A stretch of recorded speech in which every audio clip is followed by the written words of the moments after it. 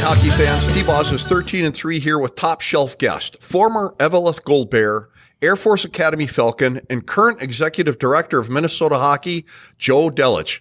This episode is sponsored by the Chippewa Steel, Chippewa Valley Orthopedics and Sports Medicine, Hertel Law, Ryan Flagg at State Farm Insurance, Dooley's Pub, and the St. Paul Shop. Mogi. Joe, thanks so much for taking the time to meet with us. Thank you for the invitation down here to the Minnesota Hockey Headquarters in the TRIA building, downtown St. Paul, Minnesota. Thanks for coming. It's a pleasure to be here with you guys. I'm looking forward to talking a little hockey. All right, sounds good. That's a day in the life for you, though, isn't it? Just about how many hours a day you putting in? You know, it's not a 40-hour work week, so you know what? But I think it's like anything else, right? When you're doing something you love, you don't always count the hours. But yeah, you know, Minnesota hockey, we're a pretty big animal, so there's a lot happening. There's a lot of moving parts. So I think most days I made the comment to my wife the other day. I mean, are you caught up? You're never really caught up. You know, there's always that one thing that you've kind of been putting in. We'll get to it. So, but yeah, it's been great. And yeah, it is. We are like I said, we are a big animal. So there's plenty happening. And if you're not busy, it's probably because you're probably not trying to be. So. It's been good. And it's hard to dodge that, I would imagine. Somebody's going to notice if you're one of the moving parts that needs to be in the system, and if you're not moving, the system stops. No doubt. And, you know, we're right in the middle of our primary season, which I find a bit humorous because, you know, as you guys know, hockey's, you know, no longer a 4 or 5 month, 6 month season. It's become a 12-month endeavor, and it's just different seasons with different flavors. But for Minnesota hockey, with our districts, our associations, we're right in the heart of our season. So yeah, when things are happening, you nothing's stopping. So if you're not there to kind of take care of it, it's, somebody's going to notice. Well, let's talk a little bit about you and growing up in Eveleth, Minnesota. You played hockey, and you had 2 hockey-playing brothers, from what I understand. Yeah, I had 3, and I had a 4th brother that played until he was a black sheep of the family. He ended up playing basketball. Oh my gosh! Which you know what I mean? Again, not to go down a rabbit hole so early in the conversation, but you know, I grew up in a family. My dad was a basketball player. I mean, he grew up. He played. He's got his own little legacy with 19. I think it was 41 state champion Buell high school basketball teams. And, you know, here in the basketball world, it's kind of our own version of Hoosiers. It's kind of a neat story from this little community and up on the Iron Range in Eveleth. So, but yeah, we kind of teased my one brother. He definitely was a black sheep. But I had 3 brothers that played, 2 of them that made it out and played Division I, one at CC, one at Air Force. So yeah, we were definitely a hockey playing family. So if your dad was a basketball guy, was this brother the oldest brother? Did he go into basketball? Or? No, he was kind of right in the middle. You know what? Again, it was one of those. He'll tell everybody he was probably the best hockey player, but you know, humble brag. He jumped too early. You know, it was kind of one of those. Now he can just talk about how good he was before cameras and before video and all that. So, yeah, no. You know, I think my mom at times, you know, wished that a couple more of her sons had played basketball. She loved basketball. But we also, you know, given where we grew up, you know, from me to practically the end of this conference room table was the outdoor rink. And so, nice. You know, it was her babysitter. She pushed us out in the winter, and she could sit at the dining room table and look out the bay window and see exactly where you were at the rink, if you were goofing off and just sitting in the shack the whole time, or if you're actually out skating. So, yeah, you know, again, growing up in Eveleth, you didn't have a lot of choice, and that was a good thing. I mean, it was who we were. So do you have a bunch of buddies playing? Is that what drew you there? I mean, your dad probably wanted you in the gym, and you're thinking, nah. You know what? There was first off, there was zero pressure. And I was thinking about this because you guys have been kind enough to kind of just share some things that you wanted to talk about.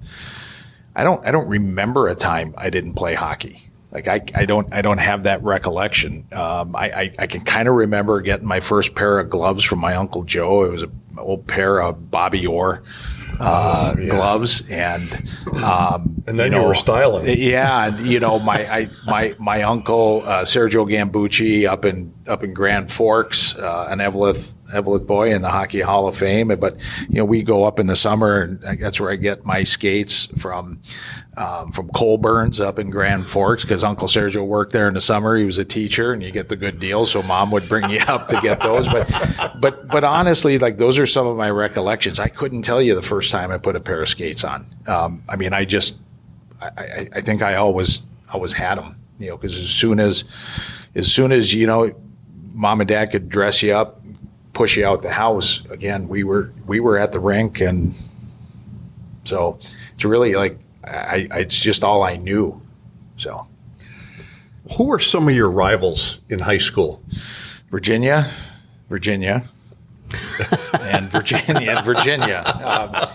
We really were. I mean, back in that day, everybody was pretty good.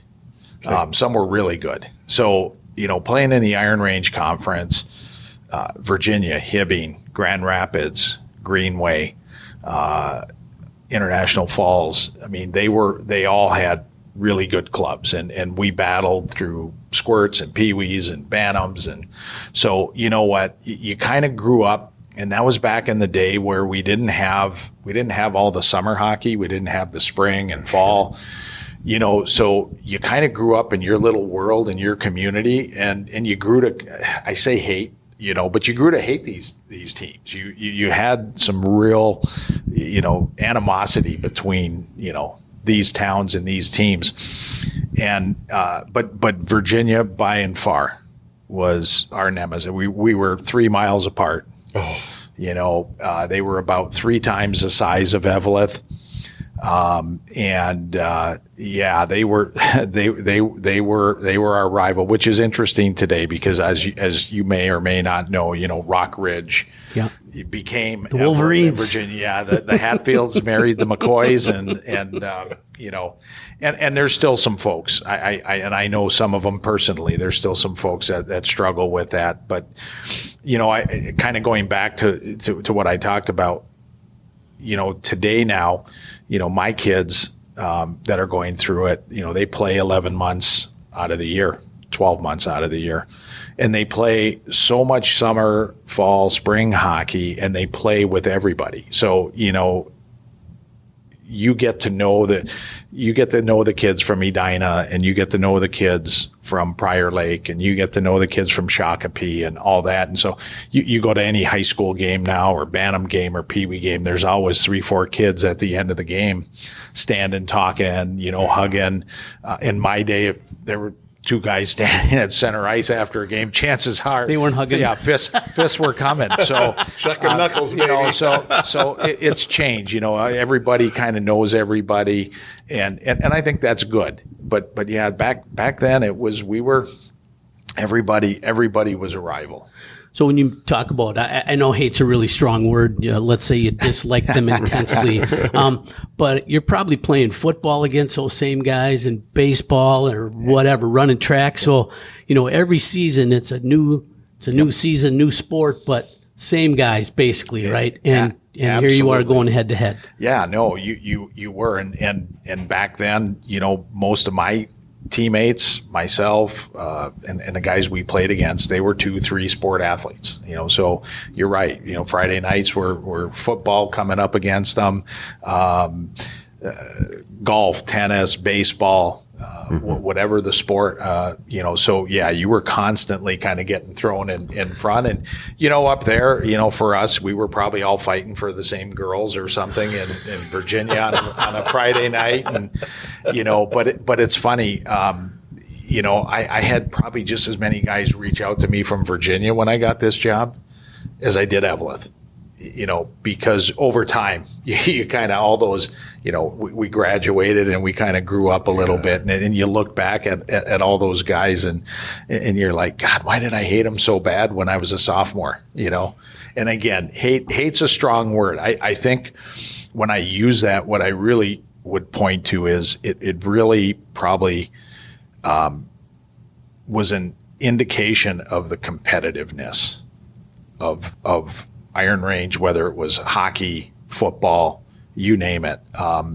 People were really proud of where they were from in those little communities. And so it meant something to be from Eveleth. It meant something to be from Hibbing. It meant, and people took immense pride in that. And so when I use the term hate, I don't think, I don't use it in I think I use it in a sports terminology that, again, we were intensely proud of wearing the school colors.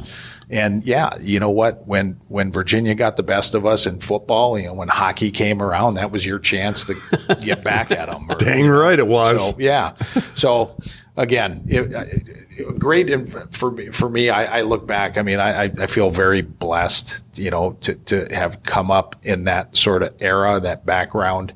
I kind of had one foot in on the legacy and the history of Eveleth. I'm old enough to have that, but was kind of young enough to still, see the flip side of it. So again, very fortunate. I think about having those rivalries and, when you develop a dislike for certain guys on certain teams. And, as you mentioned, a lot of those guys reached out to you. Sometimes you find that, the guys you hated to play against the most are the guys that you wanted the most on your team. And if you ever had that opportunity, it's like, I'd love them on my team, but I hate to play against them. No doubt. And I think sometimes that's because they remind you of you, but there's no doubt. I can think of, handful of guys, from across the range, the Geyer boys in Coleraine. I took one of my recruiting visits, with, I think it was Tim. It wasn't Pat. Pat's older than me. I think it was Tim. And, again, and you get on the plane and all is this guy from Greenway that scores a lot of points. And you're just like, knocked us out of the regions when I was a senior, when they shouldn't have, but you get on the flight with them and you're sitting next to them, and the next thing 2 hours later, you're like best friends. And it's like, so, what, hockey, you guys know this, we're a small community. We're a tight knit community. We're a band of brothers, a band of sisters now. And unfortunately I look back, I always tell this story. I feel so bad. There was a young gal when I was probably in high school, and she would always come down to the outdoor rink. She was 2-3 years younger than myself. And we didn't have girls hockey, and we didn't welcome it in the boys side really either. And so there wasn't a place, but she would come down to the rink, and I swear to God, she was my kryptonite. She was so good. I couldn't, every time I get the puck, she'd steal it from me. I used to think, God, but I look back and go, where would you have been 20 years, 15 years later when the opportunities were there for you because, girl, you were good. And there's days when I wish I could find that girl and go, God, what happened? And I hope you have kids now playing, because if they got your gene, they were pretty good, or they are good. So, but neat. You had talked about, going on a recruiting trip. So you were no slouch. You played D1 hockey. When did scouts start to notice you? About my second year in college. And I say that a little tongue in cheek, but you know what? I probably didn't really start talking to folks until my senior year. I was a kid that, for my family, education was, we had hockey players, but education was really important. And that was back in the day, so I'm dating myself back to around 83. Junior hockey was alive and well, nothing like it is today. but it really did have a stigma or connotation that, that's kind of where the guys who aren't that interested in school, don't have great grades, that's where they go play. And for me, from a hockey standpoint, I definitely could have used a year playing juniors or a couple years playing juniors. I grew about 3-4 inches when I hit 17, 18, put on about 20 pounds, and it made a huge difference. I ended up going, John Matcheffs, who was at the time the coach at Air Force, obviously had my brother played there. And so John started talking to me my senior year. Really wasn't sure what I wanted to do. And I ended up just kind of on a flyer. I went out to the Air Force Academy prep school. And I spent a year at the prep school. And basically, it was just, they fed you in weight room and gave you a steady diet of math and English, which kid from Eveleth, I probably needed a little help for both reading and writing and arithmetic. So, I give my brother a hard time. I think he was the first, hockey player at the Air Force Academy to ever be allowed in on an ACT. Prior to that, it had always been SATs, but between his ACTs and his goal numbers in high school, they were able to get him in. So for me, I really was by definition a late bloomer. And I came out of the prep school and, I grew up watching my brothers play, loved Air Force, loved Colorado College where my brother Dave played, would have loved to have gone to CC. But I remember talking to Mike Birch at that time and he kind of looked at me and, I was kind of, hoping for that little family connection. And it was kind of like, no. I was like, okay. Yeah. So again, you know what? For me at that time, it was really MIAC or Air Force was giving me an opportunity. And I decided, I wanted to run down that path. And myself and there's probably 3 or 4 others. We had a really nice recruiting class that year. A couple kids from out east, really good friend of mine from Coon Rapids, a couple Minnesota boys, a Hill Murray kid, a Burnsville kid. They had just won the state tournament. So we had a nice recruiting class. We had a senior group, about 8 or 9 seniors. I got in there as a freshman. I really had a chance to kind of dip my toes in the water, didn't come in and play a ton right off the bat, kind of eased into it. And then it kind of took off for me. And, sophomore and junior and senior years were really good. And then, so at that point you're like, gosh, if we'd have had the transfer portal, maybe I would have had a chance. But the truth is, I loved playing hockey at Air Force. And obviously the school goes without saying in terms of, what it provides, in a whole bunch of different avenues, whether it's academic, whether it's character development, leadership, all of those things. So, I wouldn't trade it, but yeah, it was, like I said, I was probably a better prospect as a sophomore in college than I was a sophomore in high school. So. Well, that does make sense. You said you grew 3 inches, you gained 20 pounds, and that's after high school. And that's that, that's the kid didn't have it in high school, but boy, look at him down the road. I said, I was old enough to kind of understand and be around a lot of the guys, the old ways. My parents owned the bar in Eveleth, the Roosevelt, which is still there today and going strong. And, so I was in there all the time. I was swamping floors. I was stocking, and so all the old timers, when I say old timer, a lot of the hockey guys, Johnny Mayasich and Pat Finnegan and these guys, would all come in, Joe Silovich. You'd have to go way back in your archives to find Joe, but a lot of really great hockey players, and it was kind of around that. But I also kind of came up through high school where we were starting to trend into actually training. Like it was just kind of on the cusp where, prior to that, hockey players, if you lifted, it's because you played football. In our high school, we didn't have a lifting program for hockey. It wasn't, on ice 5 days a week, Tuesdays and Thursdays, let's go hit the weight room. That was what the football guys did. And so I kind of got caught in that, and I got the memo late that, what this was going on. And so, so again, until I got a little bit older, started to get a little bit bigger and realized that, hey, I always had the hands in the hockey sense, but I needed to kind of get the vehicle that it was all riding on, a little bit better. And so I kind of got that a little bit late in the game. And, fortunately for me, I was able to figure it out and got that opportunity. And when I got the opportunity, I was able to take advantage of it. Nice. And you did. You actually were chosen to play in the World University Games in Bulgaria. Yep. What was that like to, have that opportunity to be chosen to do so? Yeah, you know what? I think anybody who's ever had a chance at any level, obviously the World University Games aren't the Olympics. They're not the World Championships.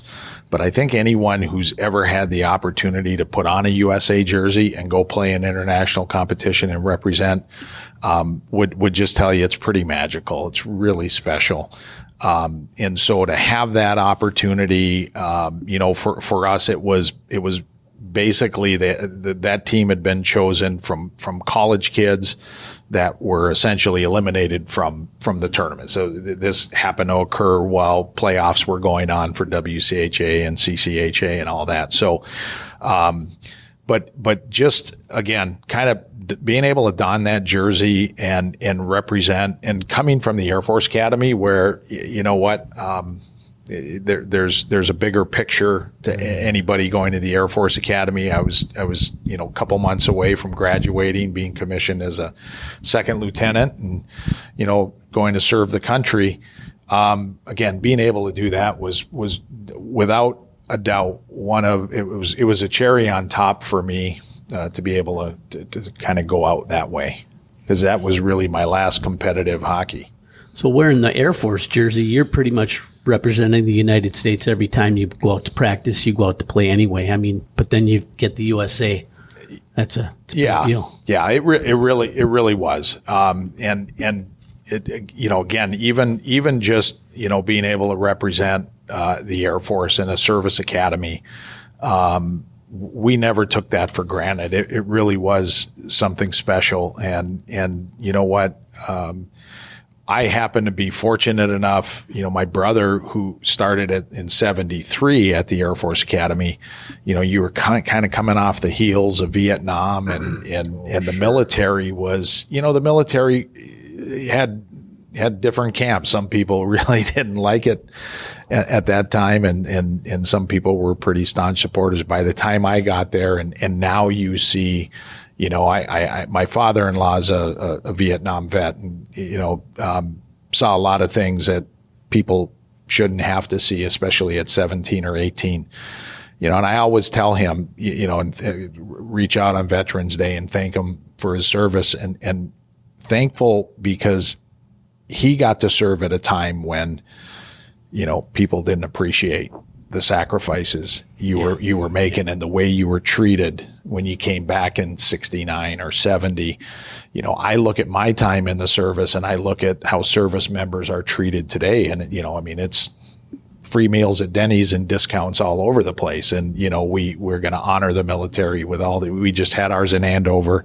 Our girls hockey does a great job with honoring veterans and first responders. And so I do look at it. I feel a little guilty at times that, I had that opportunity to serve at a time when the Air Force and the services were really held in high regard. And so for some of our, former blue line, the long blue line, the Air Force blue line, not the blue line on the way to the goal line.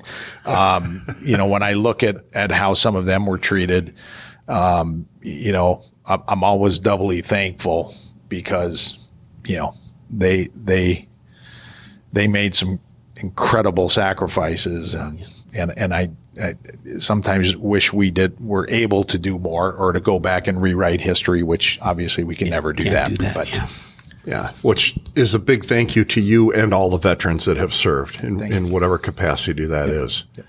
We're going to give a quick shout out to some of our sponsors. The Chippewa Steel is a proud sponsor of the Breakout Sessions podcast.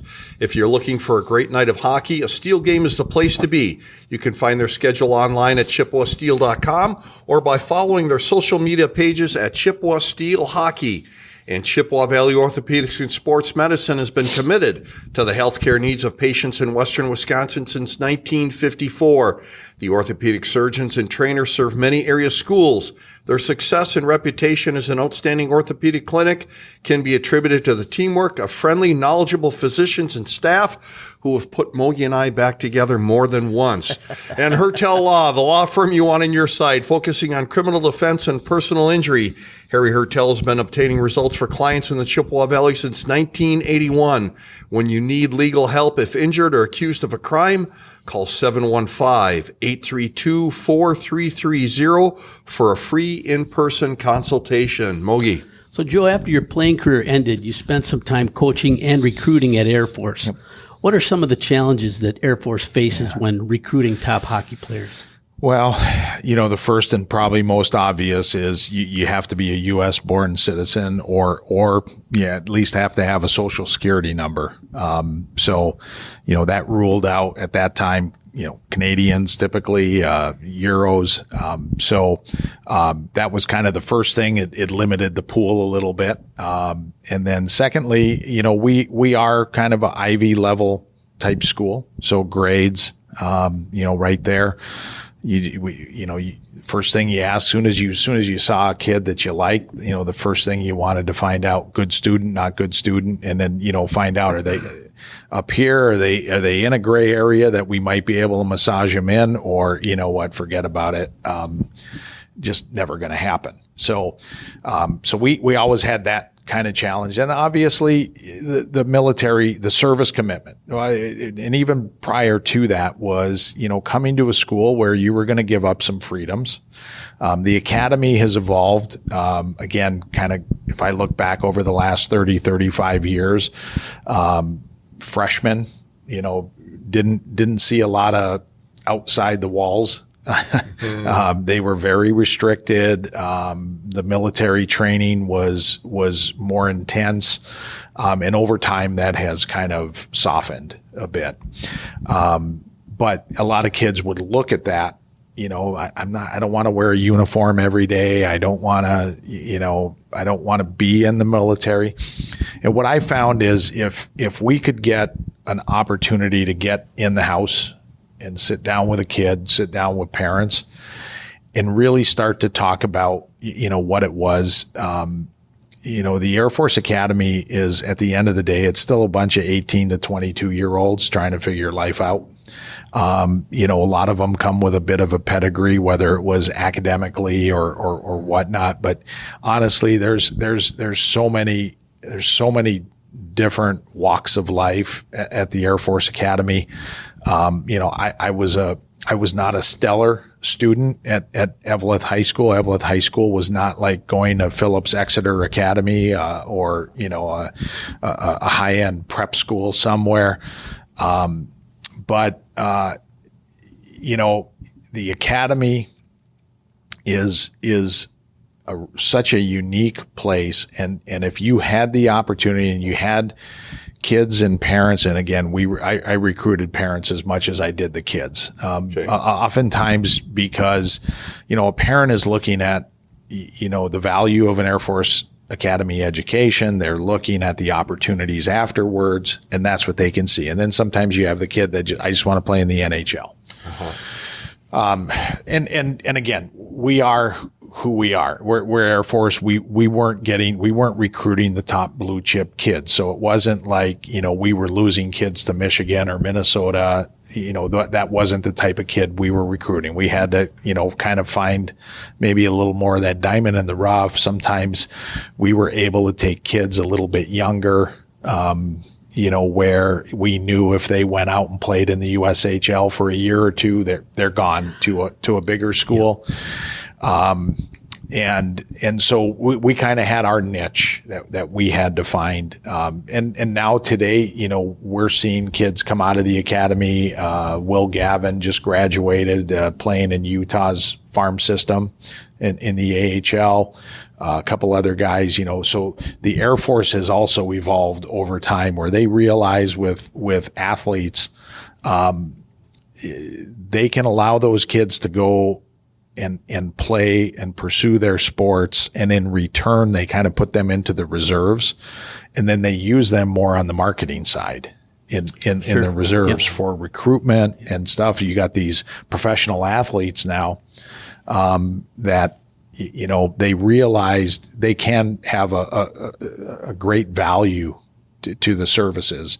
So, they've been much better at allowing, you know, guys to do that. Prior, when I was there, I don't know that we really had, at least on the hockey side, we'd never had an individual that graduated and was able to walk out and go sign a pro contract somewhere where they were relieved from service. So now, you know what, if you have that kid, you know what, there is that potential. You can go through a program like Air Force and come out the backside if you're special.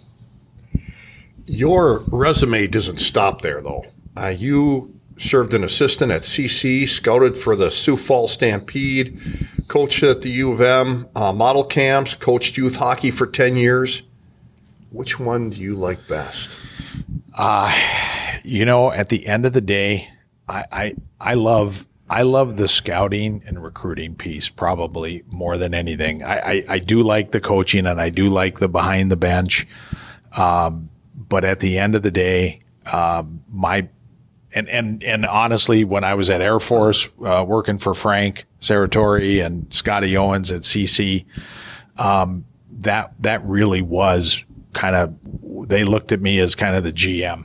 And I spent an enormous amount of time. My wife, I got married on a Saturday in Coeur d'Alene, Idaho. We packed up the U-Haul on a Sunday. I think I arrived in Colorado Springs on a Monday, and Tuesday I was on my way to, I think it was Hayward for one of the junior, it was one of the summer junior or September, it might have been, I should know this because I should know my anniversary. It was in early September, you know, flew into Milwaukee and started heading up, with a quick stop somewhere, I think in Waukesha, to pick up a briefcase Bobby Motzko left in a hotel. So, that's another story. Delivery service. Yeah. It's like, so, but I, you know what, I really enjoyed that piece. I loved being on the road a little bit, traveling to all these places. I know, and I don't want to steal your thunder. You had asked about getting out to see all the associations. I mean, the one thing I loved about recruiting was, getting to all these places. And I've been to the four corners of Minnesota and all over the Midwest with junior hockey, AAA, up to the UP. We spent a lot of time out east in the New England prep schools, just because strong academic, those types of kids really valued the academic side. And so, you know, going in there to try and pull kids out. And then even with CC, then, you know, it was kind of fun because I probably spent a little more time as well up in Western Canada and, you know, some of those parts, when you could actually go up and watch kids, cause you could actually recruit a Canadian kid. So, but I think of all the things, my passion really kind of lies in that scouting, evaluation, recruit. I'm a sales guy a little bit at heart. And so I probably like that piece and the challenge. There certainly was a challenge. I will tell you, it was the first time I showed up at it was a junior game, and I can't remember where we were. Might have been Des Moines, but I was with CC at the time. And, you know, I'd become accustomed when I was with Air Force, you want to talk to a kid afterwards. And, you know, and I knew where we sat on the totem pole. So, you know, you come down, coach is like, hey, you know, Jerry, Air Force is here to talk to you. And you see this kid kind of come out like, you know, he just got the booby prize at Christmas, you know, and I just remember the first time having to go talk to a kid, you know, and they're like, hey, you know, Jerry, Colorado College is here to talk to you, and the kid comes out. He's, you know, yeah. So again, I kind of knew where we were on the totem pole, and you know what? just because a shout out, my old line mate is associate head coach at Air Force for 4 years. One of my best friends, Andy Berg, who I recruited, is longtime assistant there, and I worked for Frank. I mean, those guys do such a remarkable job, and even after I left, I mean, the run of NCAA tournament appearances and how they built the teams there in terms of Air Force. You used to be, again, a little bit on a certain pecking order, and they still can't go after that high draft pick. They still don't get those blue chips, but they get really special kids. And when they put them in that program and with the coaching and the environment, it's amazing what they can do, the synergy of kind of bringing all that together and the net result and how they can go out and compete and kind of do all the other things they do is really pretty inspiring. So, Joe, tell us about your career as an Air Force officer after graduation, your commission. You can maybe talk about a little bit of what that commitment was. And then were you able to stay involved in the game during that time? Yeah. I came out of, I graduated, I stayed on as a grad assistant, which was a neat opportunity. I got to coach at that time. Air Force still had a fully functioning JV program. So we ran around and played some games, bring teams up. I think we came up to Botno in North Dakota and, play wherever we could find teams. There wasn't a lot. We mostly go to like a JUCO or something and play.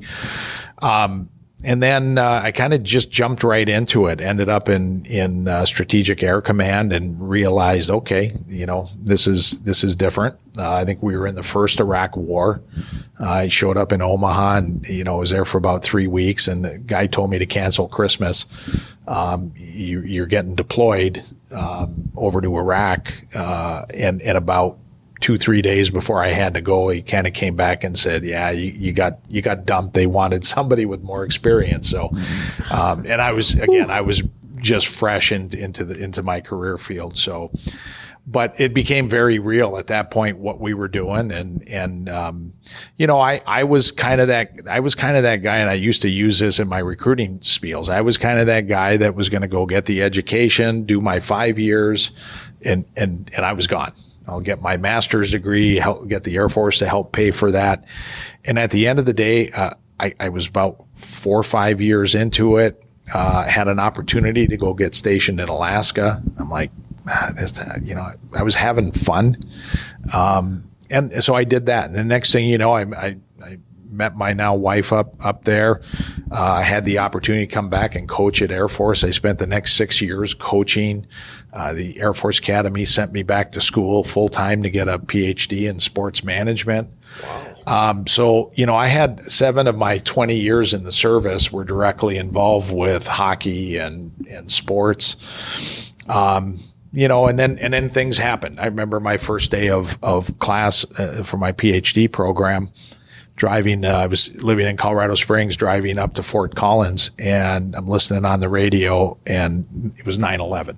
Oh my gosh! And got up to Fort Collins, and walked into the conference room, very similar to this, and there was about 15 people, and they kind of looked, school's canceled, and they're all kind of watching the TV, and sure. And so that really changed everything. I was able to finish my program. It was a 3-year program, but as soon as I came out of that, rather than going back to coach at Air Force, which is kind of what I was supposed to do, my career field, which I was in a communications career field, pulled me back in, and I went to Special Operations Command down in Tampa.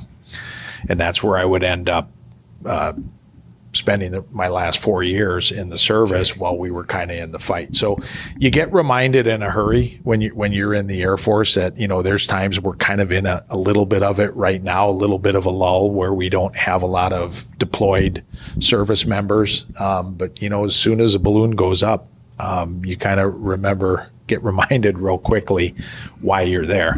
Yeah. So, yeah. Well, your background, not only in hockey, but in life, certainly leads to the next question. And that is, you are qualified, if not more than qualified, to lead the state of hockey, Minnesota hockey. You were appointed executive director in January. Congratulations.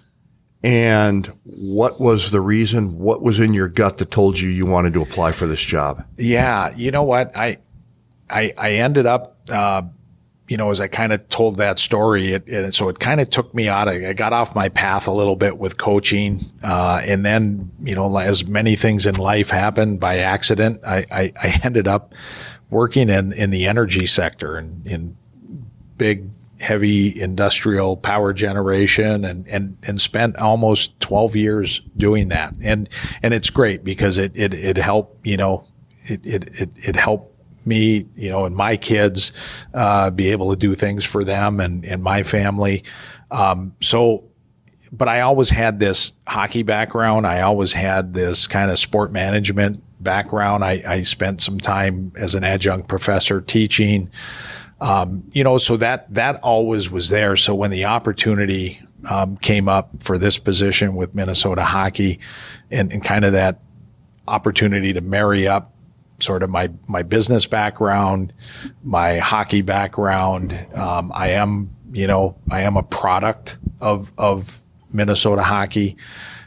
So it just really was kind of a no-brainer. And, fortunately the board, saw something in me and gave me the opportunity to lead this, organization. And when I say lead in a kind of tongue-in-cheek manner, we've got a board, and a volunteer base here that at the end of the day is really what makes Minnesota Hockey tick.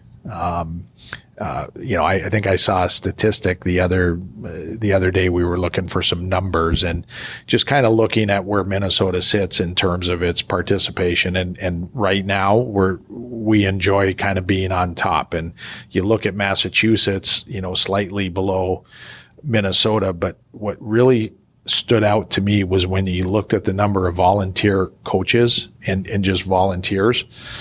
I think Massachusetts, who's the closest to us in terms of membership, we're almost double the number of volunteers. Wow. And so, talk about it takes a village.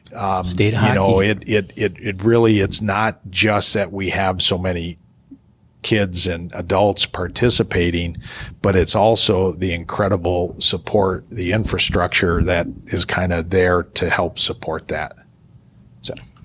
So what do you think your top priorities are as you focus on this new position? First and foremost, I think I learned this from one of my first generals at Strategic Air Command.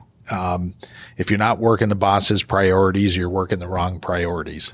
So,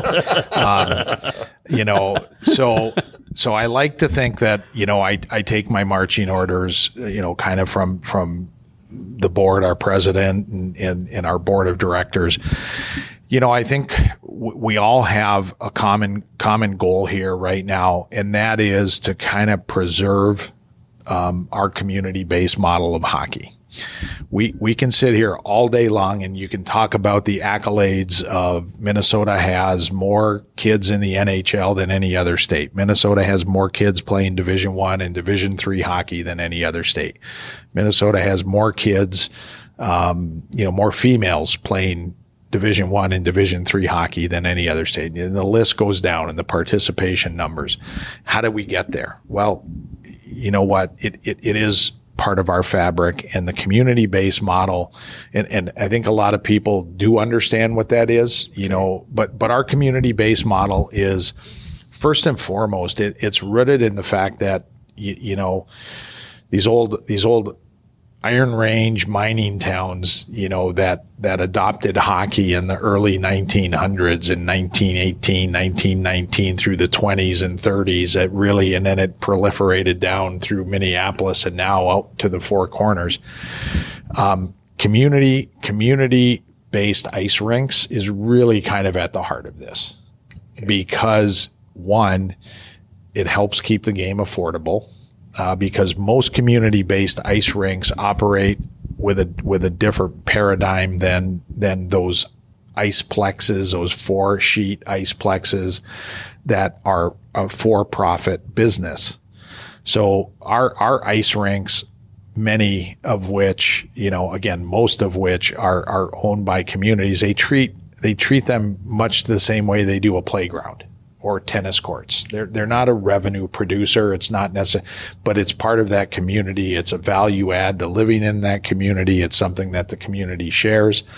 And so that really infrastructure wise allows us to play. I lived for 13 years with my kids in Colorado. Denver, which is a bigger metropolis than, say, Minneapolis, St. Paul, has 20 sheets of ice in Denver. I mean, I could throw a baseball from where we're sitting right now and hit 20 rinks in St. Paul. Yeah. So having the infrastructure allows us to have the numbers. It allows us to kind of keep the costs down as those have become, a bigger and bigger part of our game as it gets more and more expensive. And then again, just that sort of, I tell people this is one big ecosystem in Minnesota, and it at the high school level, and that linkage down through our community-based associations and kids. When I grew up, I didn't dream of Bobby Smith was, playing with the North Stars, and I loved Bobby Smith, but you know what? I wanted to be like the high school guys. I wanted to come running out on that ice on a Friday night and be that high school guy is kind of what I aspired to. And so, we still have that. We're losing it in some spots just, because we've got either dwindling populations or, some of the, there's certainly some benefits too, but some of our co-oping that has had to happen, kind of, you start to lose a little bit of that community, like we talked about early on in this. Sure. Yep. Who were your rivals? I mean, it was everybody, because there was such a strong community base. So at the end of the day, what Minnesota hockey is, we are like the Lorax. We are sort of that shining beacon on the hill that if other states could replicate what we do, the question is, why wouldn't you? Okay. Because what you've done is you've created all the opportunities in the world for your kid to go out and play hockey, to play at a competitive level, to progress, to develop, and all those things you're able to do in your backyard. We don't send kids halfway across the country to play AAA football. We don't send them halfway across the country to play AAA baseball. Most kids play right where they are. And we have that ability. When you start to get in, I live this world. I coached AAA girls hockey at a high level, at the 16 AAA level. We become a commodity business. We start to funnel, because we can only have 20 kids on a AAA roster. One of Minnesota's successes, I don't think it's a secret. We've got numbers. And when you have numbers and you keep more of those kids playing through the middle, and when I say the middle, meaning that 12, 13, 14-year-old range where you often see kids start to leave certain sports because of specialization or, we stay strong through that. And we have programs, for just about every level of kid, from the premier NHL draft pick down to the kid that, might just end up playing beer league one day, but they have a place and a home for them to continue playing and to do it where you're not necessarily breaking the bank. My friends who are still back in Colorado and some of them playing AAA hockey, you're writing checks for $30,000 a year. Yeah. To have that ability to play at a 15, 16-year-old level. Whereas now my son, who's a sophomore, can play for, a mere fraction of that, in his high school rink. Yes. That's a half mile from the high school, and the high school's a half mile from home. And, and he can actually have a life outside of hockey as well, and gets to come home every night and sleep in his bed, and mom and dad get a chance to, keep hopefully influencing and raising. And, whereas, that's hard to do if I live in Oklahoma. It's hard to do if I live in Arizona. So we're pretty fortunate. All right, we're going to take a minute to shout out our last sponsors for this episode. For all your family's insurance needs, see Ryan Flagg at State Farm Insurance in Eau Claire, Wisconsin. Ryan has been a proud backer of the hockey community for decades and continues to play the game himself. And Dooley's Pub has been Eau Claire's home for hockey and all sports fans since 2005. Dooley's Pub is a proud booster of the University of Wisconsin-Eau Claire and the local high schools. Dooley's is located on historic Water Street, providing excellent food and service, and has all of your favorite sports televised at all times. And the St. Paul Shop is a proud sponsor of Cottage Grove, Minnesota youth hockey and the Breakout Sessions podcast. Since 2015, this independent, family-owned, full-service vehicle repair service has been providing the Southeast metro area with the highest quality work in a friendly and personalized manner. Discounts are provided to senior citizens as well as our valued members of the military. And free towing with repair is available within our service area. Give them a call today or stop in. JC. Got a frog in in your throat. All right. All right. This Dooley's sounds like a place that maybe next time we should do it at Dooley's. You're not the first person to say that. Sounds like my kind of place. All right. Mike, look out. Here comes the Delich family. Yeah.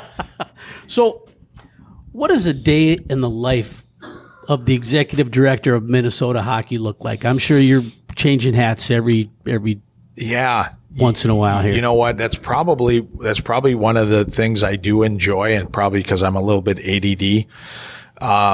It really is different every day. I've certainly got some responsibilities that are kind of at the core. We do a lot trying to develop and work with and bring in sponsorships for Minnesota hockey that help us to, keep costs down in different areas, do some different things.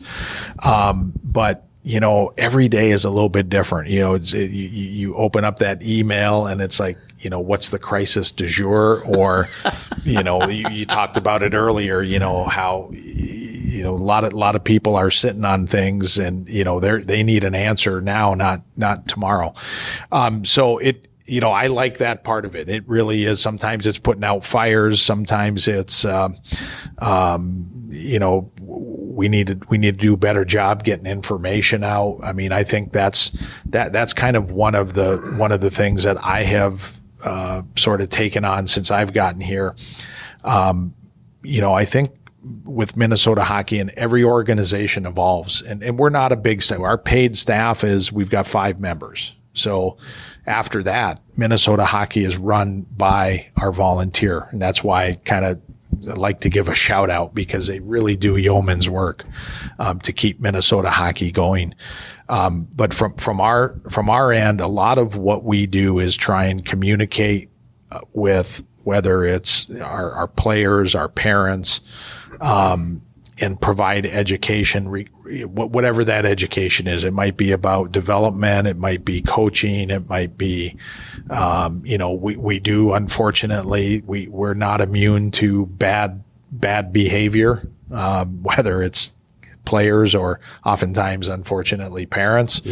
Yeah. So there, again, it really is, the kind of a lot of the crisis du jour. We do a lot with our partners at the Minnesota Wild. They are, wonderful for their efforts to help us grow the game and keep hockey strong. And so they have a number of initiatives that we work together or support on. So it really is, every day is feels like something different. And then there's kind of that core stuff that, you're supposed to do. And that's kind of those things that in those hours where it's like, I got all the hot button things off the plate. And then you kind of look there and go, oh yeah, there were these things they actually hired you to do that, you kind of need to start doing that. Oh, yeah. But that stuff. Yeah. So yeah, but it's good.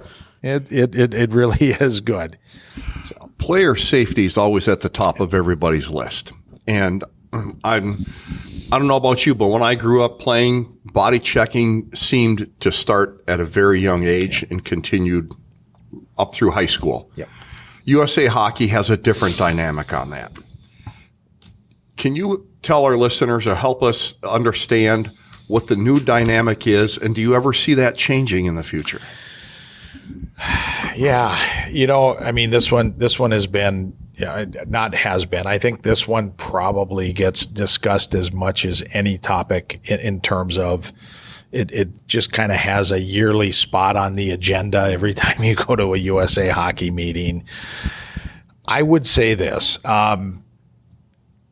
when you look at our game now versus 30 years ago, I mean, I don't know about you guys, but during COVID, when there was no pro sports going on and ESPN had to resort to like the, Stanley Cup finals from 88 or 89.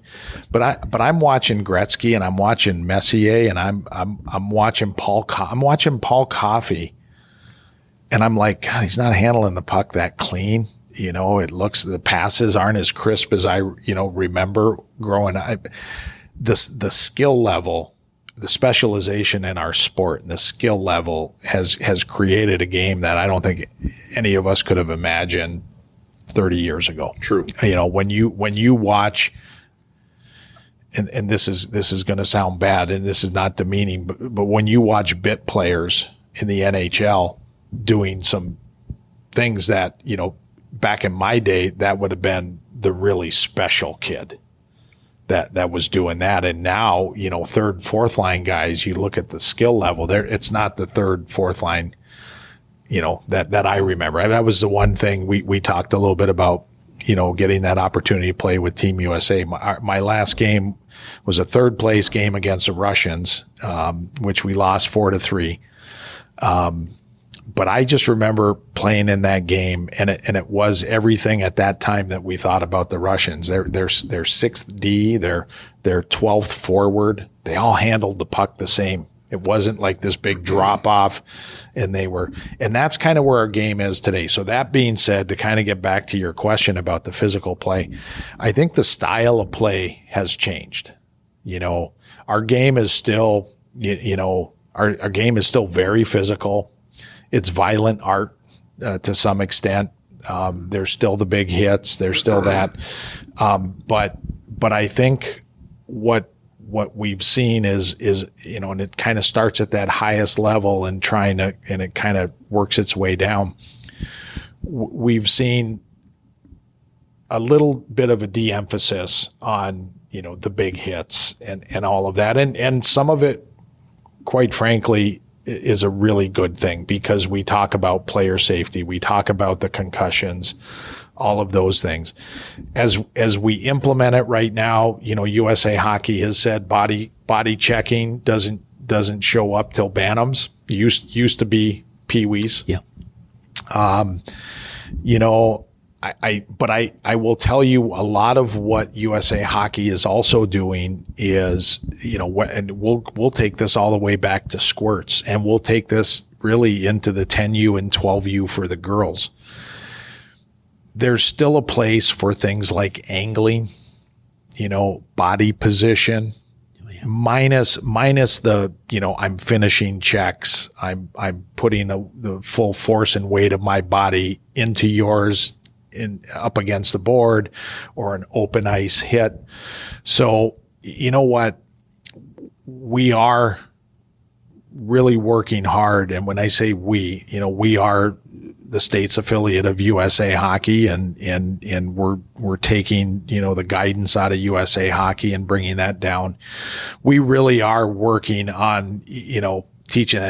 We had a Bantam group that went to one of our body contact clinics here, and I've got a good friend. His son was at the clinic, and I asked him. I saw him about a week after the clinic, and I said, Dylan, what'd you think of the body contact clinic? He said, I thought I was going to learn how to hit people, and I think he thought, we're going to go out there and like we used to do in the day, you'd run a dummy through the center and, you get a guy to stand up and try and, knock him down.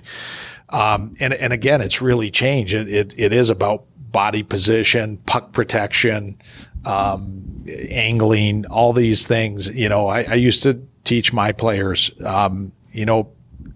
checking is not an end in of itself. It's a means to an end. I mean, your job, they have the puck. Your job is to separate them from the puck. If a body check is going to make that happen, so be it. We're a Pee Wee team. We're a Bantam team. We're not out here necessarily we're not the old Broad Street bullies. We're not trying to, intimidate. You don't have to finish a check after the puck is, been gone for 3 seconds from the defenseman because you're sending messages. All you do is take yourself out of the play. So, I've always tried to teach with body contact and whatnot. This is more about, it's a possession game. You either a puck possessor or a puck chaser. And if we didn't have the puck, yes, we want to get it back, but there's more ways to do it. I don't know that we'll ever get back to checking at Pee Wees, but like I said, I do think that it's very intentional now that we understand even at the youngest levels, you can't avoid contact in our sport of some way, shape, or form. So teaching kids, good body positioning, teaching kids, how to absorb impacts, teaching them to be on their inside edges with the knees bent and, how to lean in and kind of fight their way through the corners and whatnot. So I think it's a generational change that we're kind of going through. And I think it all starts at the highest levels where, clearly skill is valued above, most things. So you had mentioned you want to continue the community-based program here in Minnesota. So there are 135 community-based programs. Yep. Do you plan on getting around to all the different? I know that's a Herculean task. But you know what? I would love somebody to come down and tell me, we're going to just clear the calendar for the next 2 months, and that's all you do is run around the state and visit. I think that would be, so if my boss is listening, I hope he'll come and do that. Because honestly, that's what's so neat about what we do. We have about 135 associations, and I have been in, I would say I've been in a lot of those rinks, either in this capacity or, in my prior days, either running around with my kids or my days from scouting. But we also have 13 districts that oversee, kind of we're a hub and spoke. We sit in St. Paul here, and then we have our 13 districts, each of which manages a handful, 12, 13 associations.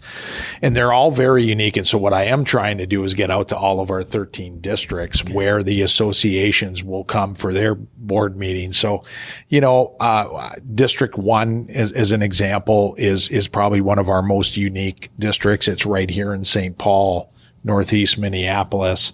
A lot of kids coming out of diversified backgrounds and socioeconomic, very much what we would consider not necessarily rec hockey, but not the Edinas and the Minnetonkas and the and those people that work in District 1 are, incredible volunteers, the things they do to get kids to play hockey and to keep them playing hockey. So a District 1 looks very different than, say, District 16 for us, which is your Roseau and Thief River Falls and War Road, East Grand Forks, Bemidji. They have their own set of challenges, whether it's, in some areas, sometimes declining populations, or, they have the logistics of it's, not a quick drive to go from Baudette to East Grand Forks or, especially in the winter, down to District 6, which, you have to deal with the Edinas and the Minnetonkas and the Chaska Chanhassens and or District 3 with the Wyzetas and the Maple Groves. And so, what I try and do right now, which is manageable, is try and get out to all of the districts where you can sit in. You have the associations, typically association presidents that are sitting in there, because, we deliver hockey in a community-based model, but it is not purely a one-size-fits-all, meaning, again, the challenges that some of the teams here have in the Metro, whether it's in our purview or even at the Minnesota State High School League, a lot of what we deal with is, waivers, choice ins, things like that. Yeah, that you don't usually have that issue in Thief River Falls. Nobody's wanting to play in Thief River close. from Moore Road. Yeah, it's a heck of a commute. So each of the districts kind of, has their own flavor, their own set of issues. And so for me, that's a little bit more manageable than maybe getting out. But, through our regional tournaments and our state tournaments, I think I was in 28, 29 rinks, last year that are hosted by our associations. So, I am getting a chance to get out there and see and meet people, the presidents.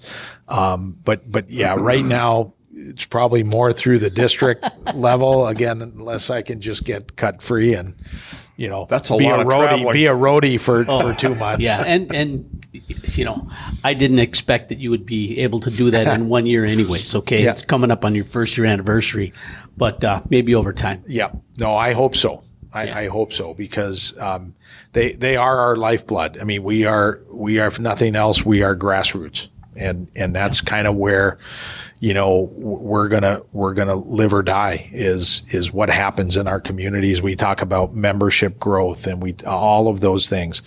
At the end of the day, what do they say? All politics is local. Well, you know what? If you don't have strong volunteers at our community level, out attracting those next generation of kids, we're not going to have that dent sitting here in the St. Paul Metro that you can have if you live in Laverne or you live in Marshall or you live in, Eveleth or someplace. So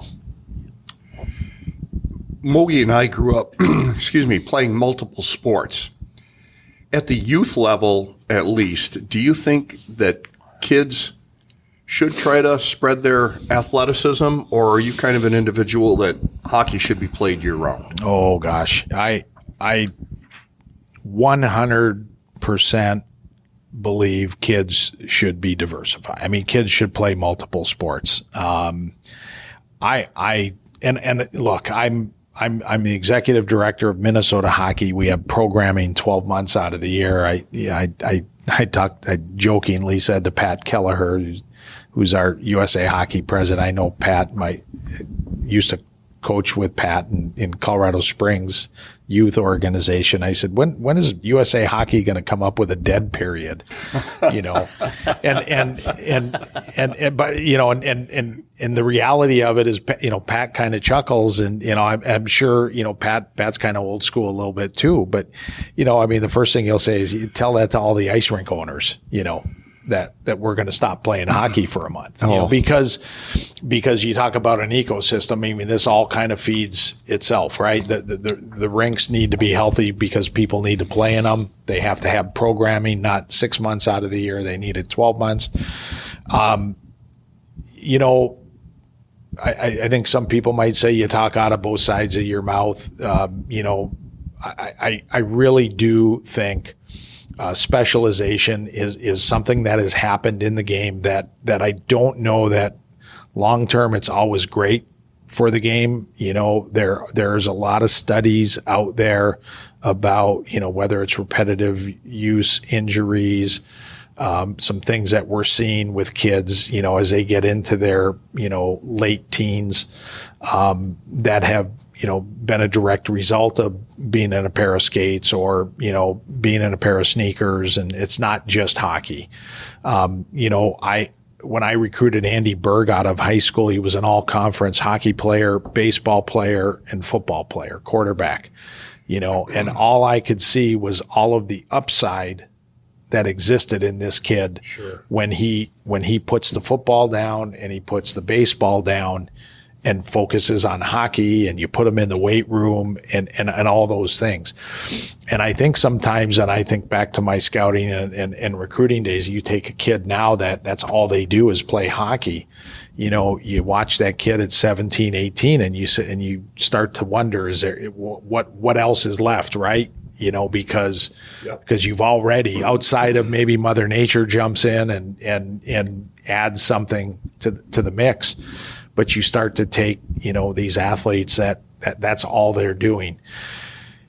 But I understand where we've gotten to, and right, wrong, or indifferent,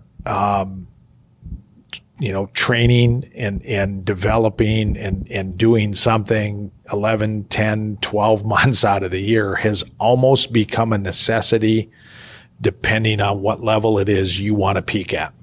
If playing rec hockey is your goal, you don't need to do that. I mean, I've talked to high school coaches, that have athletes that play on the football team. And if you happen to have your football team go a little deep into November, they've talked about, we'll get that kid back maybe first week into the season, but he missed all those reps in captain's practice. Sure. And so, it takes him till New Year's in a short high school season to really kind of hit his stride and kind of be where they're at. So it's a tough one for me. But look at the experience that kid had playing football. When you extend that season, that means you're winning.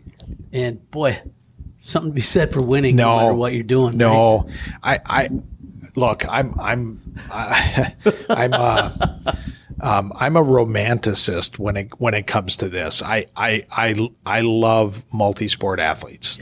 My kids play lacrosse. My son plays golf and baseball, and he's done kind of all those things, and I've always loved that. But I also am pragmatic and realize that, if you want to continue in this sport and you want to keep playing at whatever that next level is, whether that's making the JV team at high school, making the varsity team at high school, or even if you want to pursue something beyond that,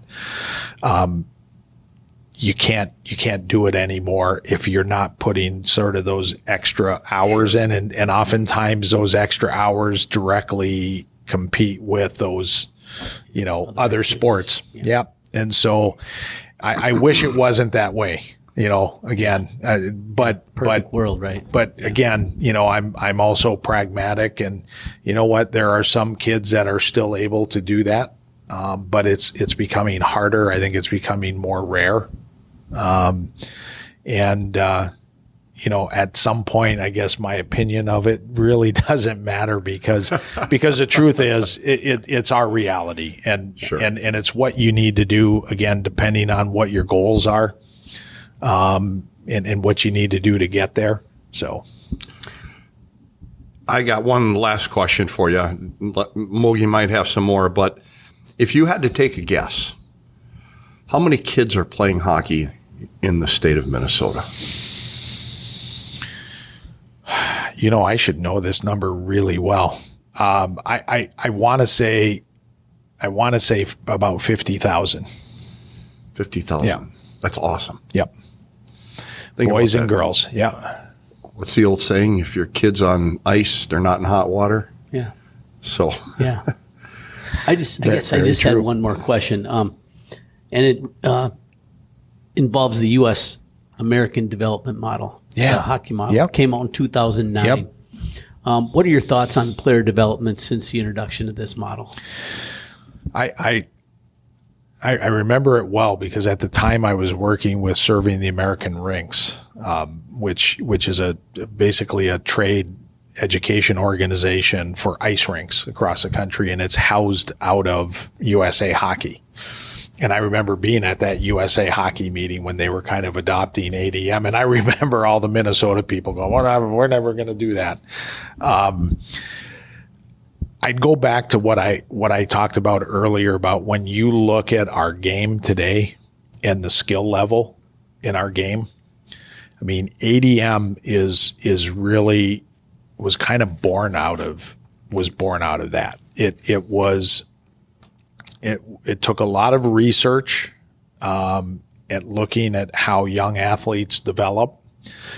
And it started to look at kind of how we delivered hockey in terms of training, practices, practice plans, even the game to that matter. You know, when you start talking about at the mite level and having mites play on a full sheet, 200-foot sheet of ice, and you start looking at things like puck touches, especially at that age where, you know, you got one kid who just happens to be here and everyone else here, you know, it's like, you know, 9 kids chasing one. Yeah.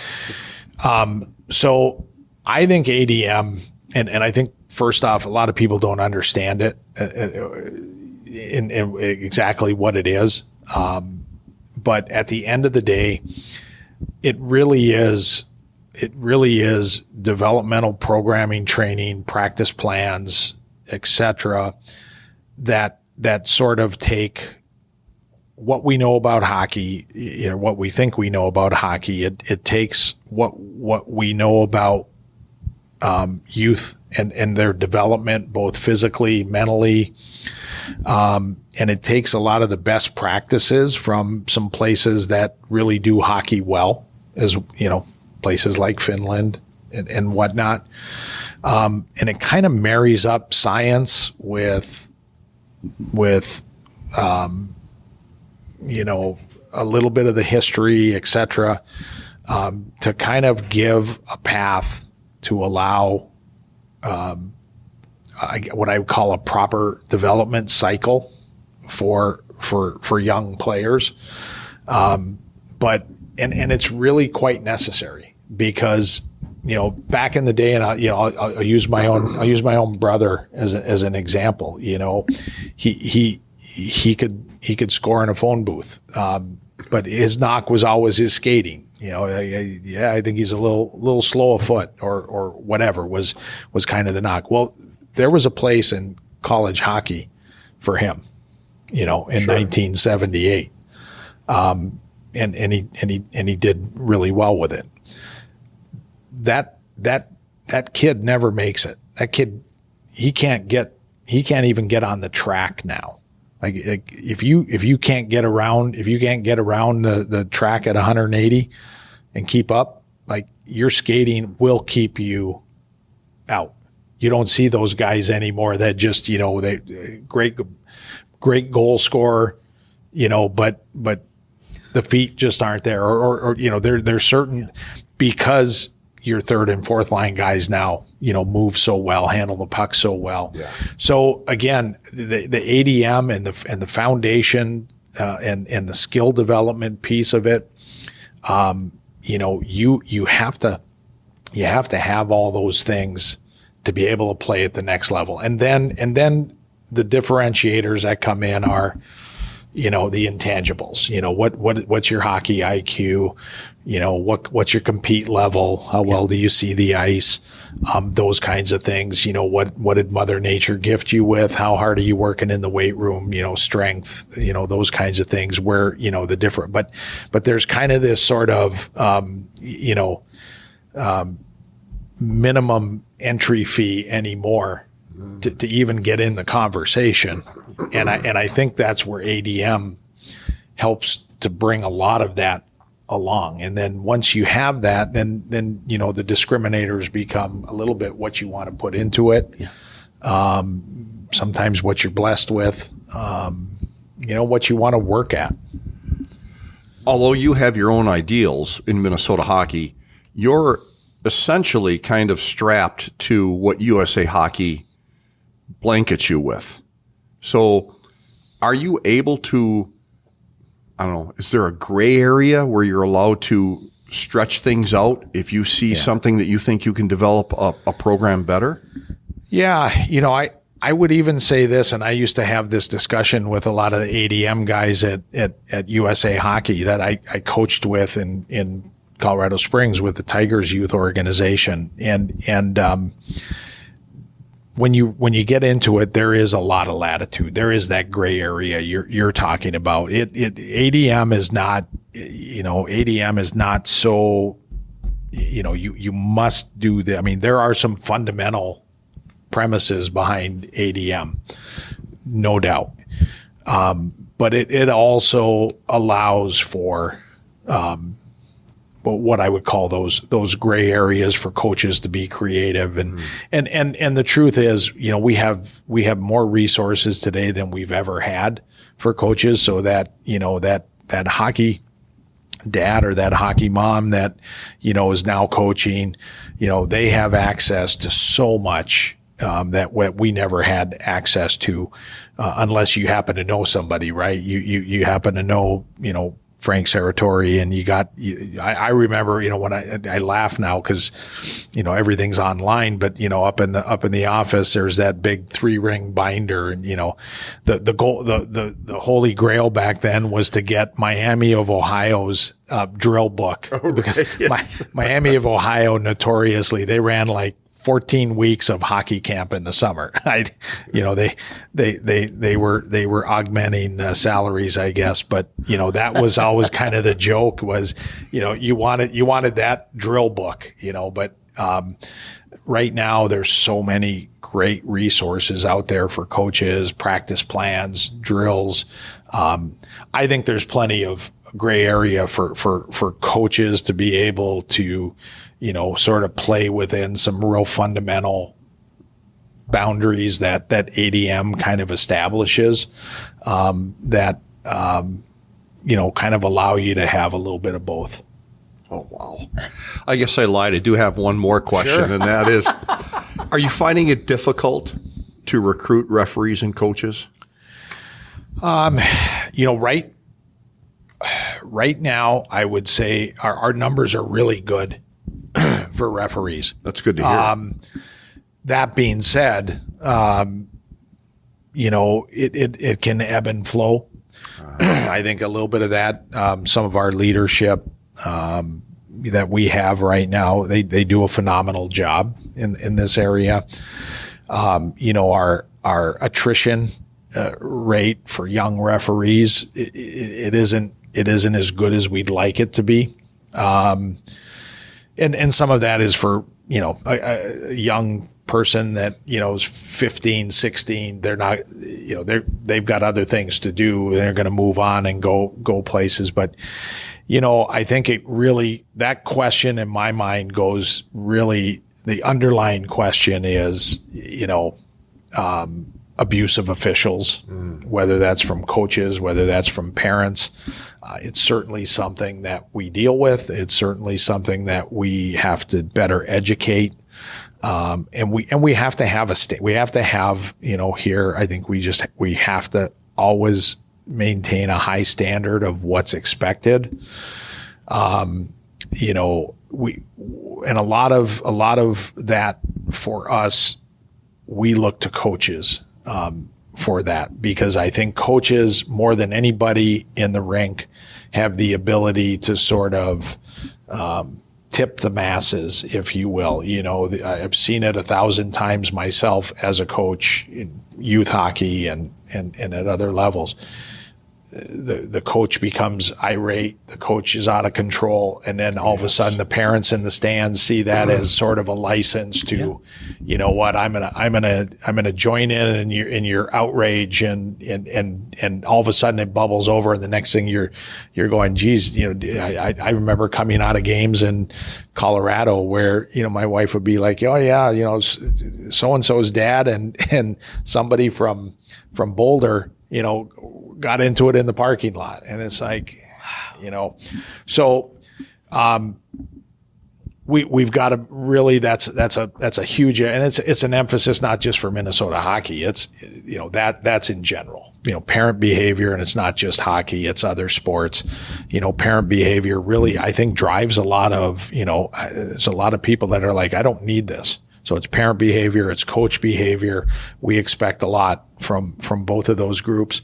In terms of, recruiting coaches, I think it's always, we do a really nice job. I think where I think some of the challenges probably in that area lie sometimes is, also being able to try and get, qualified, and get our better coaches down at all levels, right?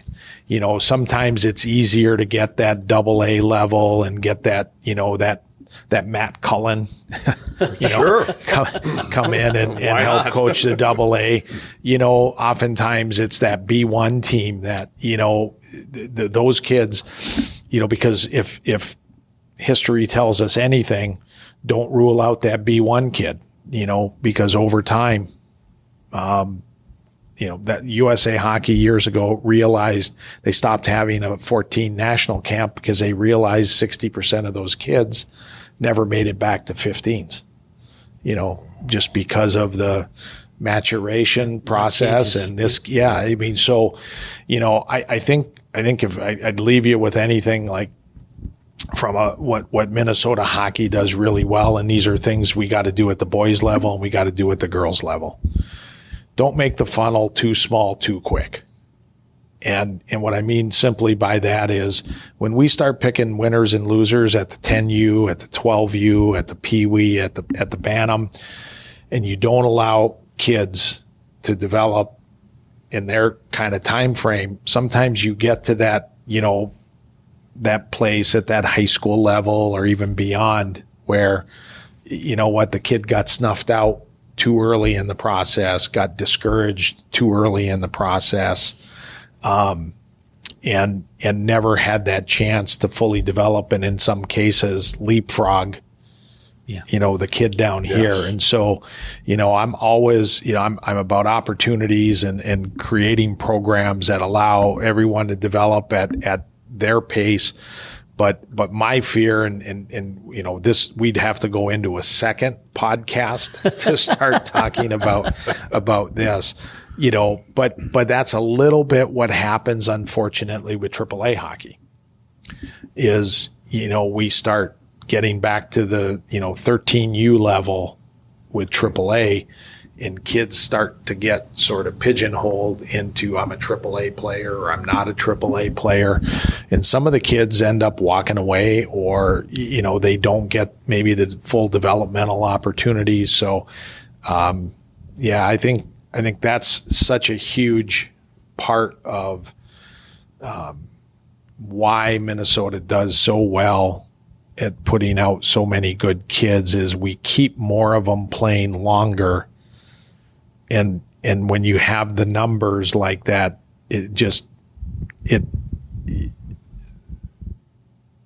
going to work itself out. You have more numbers, you're going to put more forward. You're going to have more better if you have more. So, wow. First of all, thank you for your service. And what a resume. I had no idea. I had an idea because Mogi's our background guy. I had an idea of what it was like, but boy, it's magnificent. Well, you know, I think I could bring a handful of people in to fill these chairs that would tell you otherwise, but, isn't that the way it is no matter where you go though? No, you know what? I've been fortunate to, you know, then the funny thing is, you know, 99% of my ideas I stole from somebody. So, you know, I had a chance to spend a lot of time when I was at Air Force and doing my graduate program with guys like Bob Peters, if, you know, Bob from the old Bemidji days, and, you know, just a great gentleman, Frank, and just kind of being around a lot of incredible hockey people. You know, I'm pretty attentive. I listen and had the opportunity to just get exposed to so much. So yeah, I don't know that any of them are original ideas, but I have been fortunate to kind of be around a lot of different folks at different levels, and it.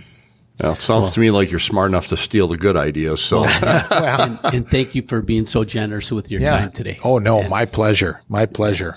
Yeah, Joe, it's been our pleasure too, and thank you for your time. It's been great. Thank you. Thank you. Hey, welcome to our Meet the Steel segment. This is a new segment we started in coordination with our NAHL Chippewa Steel partnership. And today we've got a defenseman from Hermantown, Minnesota, George Peterson.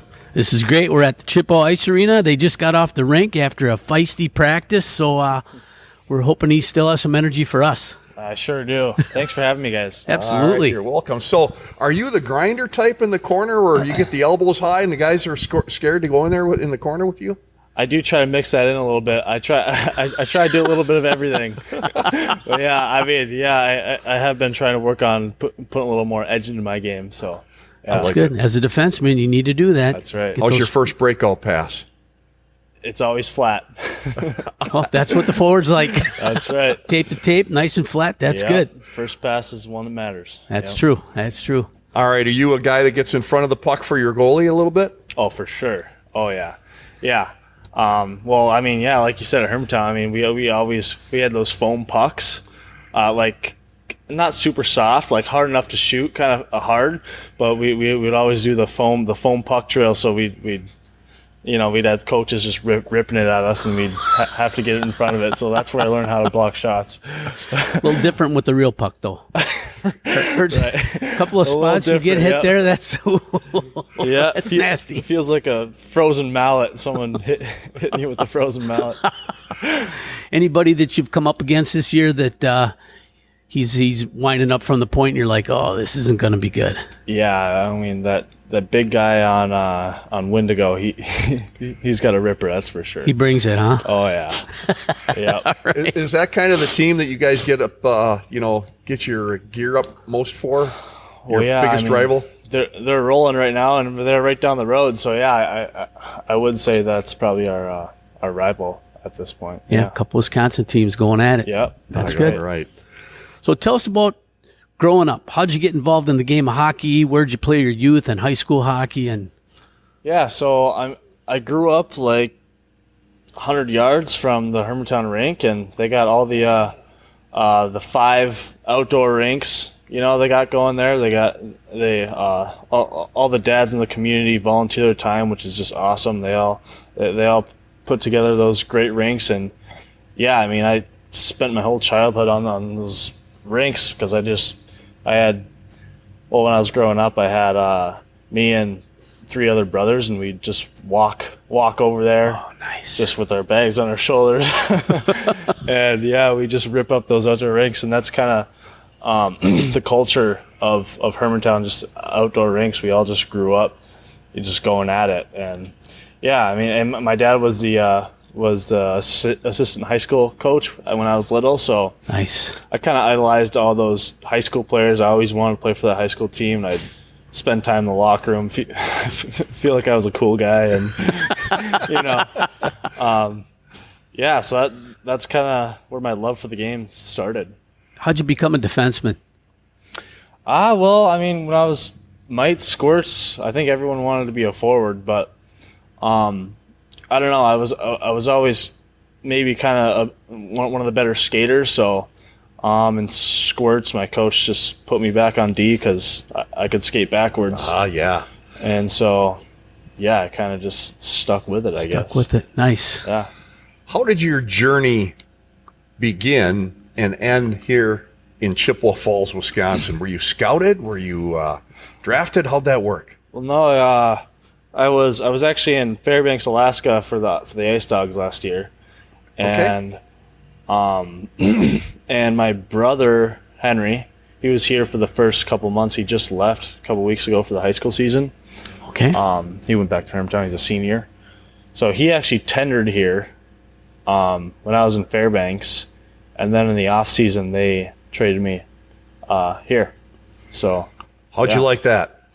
Yeah, I mean, I was a little rattled at first, but yeah, it worked out awesome. I got to live with Henry and me. Oh, nice. Yeah, and so yeah, it's been awesome. It's been a lot of fun. I mean, I'll probably never get the chance to play with my brother again. So yeah, we've kind of cherished that, and yeah, had a lot of fun with it. So nice. Very good. So if you could change one thing, or not change one thing, but if there was one thing you want to do for yourself this season to improve, what's your goal for this season for you?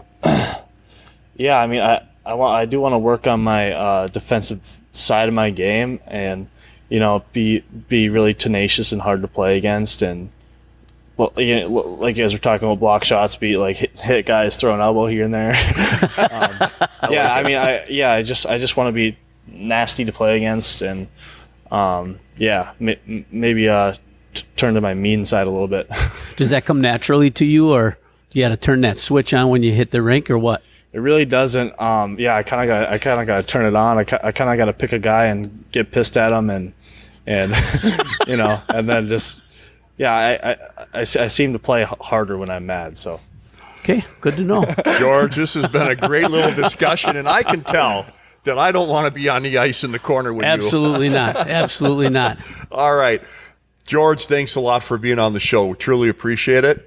And good luck this season. Yeah, thanks a lot for having me, guys. Awesome. All right, ladies and gentlemen, please don't forget to leave a review on your favorite social media platform. Helps Mogi and I stay in the game. All right, and a big thank you to our special guest, Joe Delich, as well as our Chippewa Steel player, George Peterson, as well as you folks, our faithful listeners. Please remember to visit our sponsors, the Chippewa Steel, Chippewa Valley Orthopedics and Sports Medicine Clinic, Hertel Law, Ryan Flagg at State Farm Insurance, Dooley's Pub, and the St. Paul Shop. And remember, folks, until next time, keep your head on a swivel and stay on your inside edges.